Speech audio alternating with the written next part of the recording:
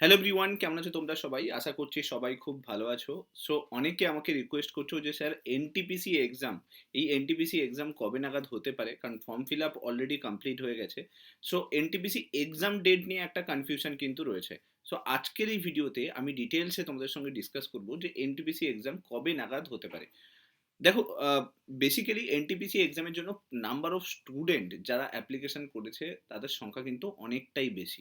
এখন রেলওয়ে যেটা জানিয়েছিল যে এপ্রিল মাসের এন্ড থেকে হোপফুলি এনটিপিসি এক্সাম হতে পারে। এবারে রিসেন্টলি আমরা কি দেখতে পাচ্ছি যে রেলওয়ে ডিপার্টমেন্ট থেকে নতুন যে নোটিশ বেরিয়েছে সেখানে তোমরা দেখতে পাবে যে রেলের যে আরপিএফ কনস্টেবল সেই এক্সামটা হওয়ার কথা ছিল, সেই এক্সামটার যে ডেট সেটা আজকে অ্যানাউন্স হয়েছে। আমি তোমাদেরকে একবার দেখাতে চাই।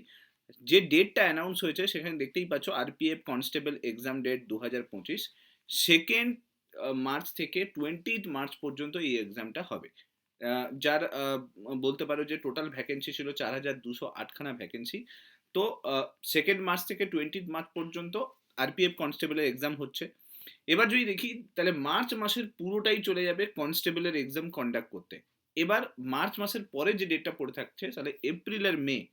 তো এই দুটো মান্থ বলতে পারো যে রেলওয়ে ডিপার্টমেন্টের কাছে সব থেকে ভালো সময় যখন হচ্ছে এক্সাম কন্ডাক্ট করানো যেতে পারে।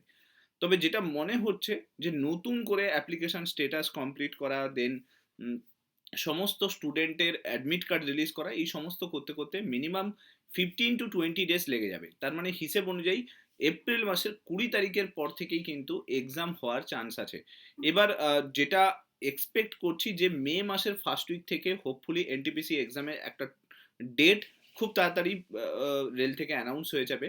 আর যদি এনটিপিসি এক্সাম মে মাস থেকে স্টার্ট হয় তাহলে কিন্তু হাতে বলতে আমাদের কাছে মার্চ, ফেব্রুয়ারি, মার্চ, এপ্রিল 3 মাস সময় আছে।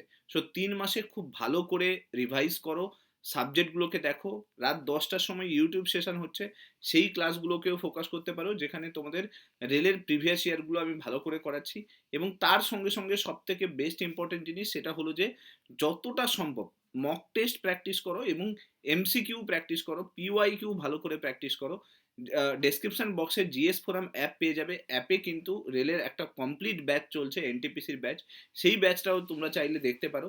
তবে এমসিকিউ তোমাকে ভালো করে প্র্যাকটিস করতে হবে, প্রিভিয়াস ইয়ার কোয়েশ্চেন পেপার ভালো করে প্র্যাকটিস করতে হবে যদি রেলের এই এক্সামটাকে তোমাকে ক্লিয়ার করতে হয়, যেখানে জিএস পোর্শনটা কিন্তু অনেকটা এরিয়া কিন্তু কভার করছে। সো ভালো করে এনটিপিসির জন্য রেডি হও। হাতে সময় আছে, ফেব্রুয়ারি, মার্চ, এপ্রিল 3 মাস সময় আছে। মে মাস থেকে এক্সামের জন্য তোমাকে রেডি হয়ে থাকতে হবে।